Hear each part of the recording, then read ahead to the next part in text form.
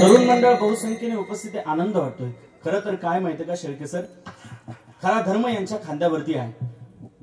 तरुण आहे, जवान तरुण आहे, या महाराष्ट्राच्या मातीची शान।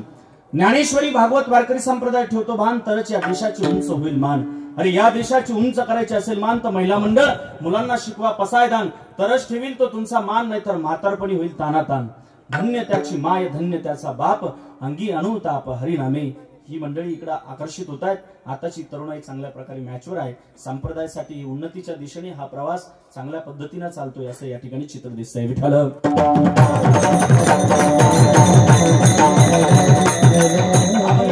फार गोड आहे, तुकोबरायचा अभंग आहे।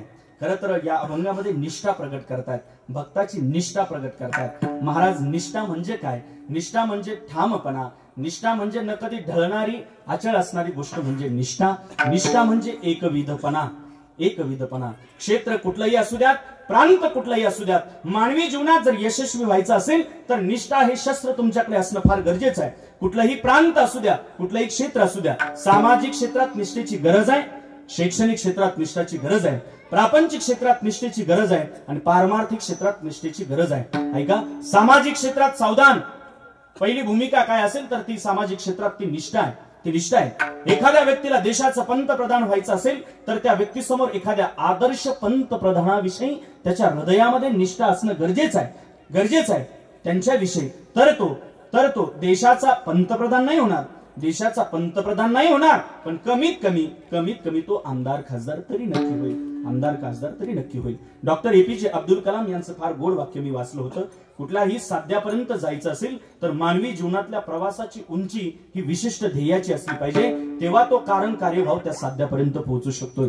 प्रवासातली उंची ही विशिष्ट ध्येयाची असली पाहिजे। सामाजिक क्षेत्रात सावधान, निष्ठा ही पाहिली फार महत्वाची। निष्ठा ही माणसाची प्रतिष्ठा वाढवते। अजिंक्य दादा, निष्ठा माणसाची प्रतिष्ठा वाढवते। निष्ठा ही प्रतिष्ठास्या दनिष्ठस्य कुतकुलम शक्नोती नैष्टिक स्वीयम धर्मम त्रातुम न चेतरः। जरांगे पाटलासारखं दुसरं उदाहरण द्यायचं मला गरज नाही। ज्याने निष्ठा सांभाळली त्याची प्रतिष्ठा वाढते। विठ्ठल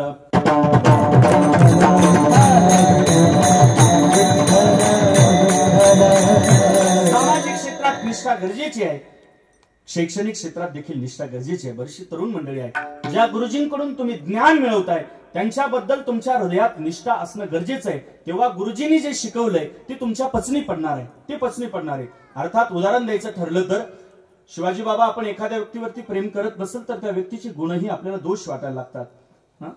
एखाद्या व्यक्तीवरती प्रेम करत नसाल त्या व्यक्तीचे गुणही आपल्याला दोष वाटायला लागतात, पण एखाद्या व्यक्तीवरती प्रेम करत असाल ना तर त्या व्यक्तीचे दोषही आपल्याला गुण वाटायला लागतात, दोषही गुण वाटायला लागतात। ज्यांच्याकडून मिळवताय ना त्यांच्याबद्दल तुमच्या हृदयामध्ये निष्ठा असणं गरजेचं आहे। क्लास 1 अधिकारी व्हायचा, एमपीसी यूपीसी मध्ये तुम्ही स्ट्रगल करतायत, पण त्या अभ्यासाबद्दल तुमच्या अंतःकरणामध्ये सातत्यता, चिरंतरपणा, निरंतरपणा हा तुमच्या हृदयात असणं गरजेचं आहे। मग असाध्य ते साध्य करिता सायास, कारण अभ्यास तुका म्हणे। तुम्ही तुमच्या साध्यापर्यंत नक्की पोहोचल्याशिवाय राहणार नाही।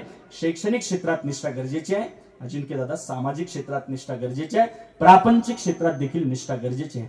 शेळके सर माफी मागून बोलतो, प्रापंचिक क्षेत्रात विश्वास असला पाहिजे। नवरा बायको दोघांचा काय असला पाहिजे? विश्वास असला पाहिजे। राव काय असलं पाहिजे? विश्वास असला पाहिजे। मला असं वाटतंय पत्नीने म्हटलं पाहिजे जगात सगळ्यात सुंदर माझा पती आहे, पतीने म्हटलं पाहिजे जगात सगळ्यात सुंदर माझी पत्नी आहे। मला असं वाटतं घरात वादविवादच होणार नाही, घरात वादविवाद होणार नाही। प्रापंचिक क्षेत्रात विश्वास महत्वाचा आहे, विश्वास महत्वाचा आहे।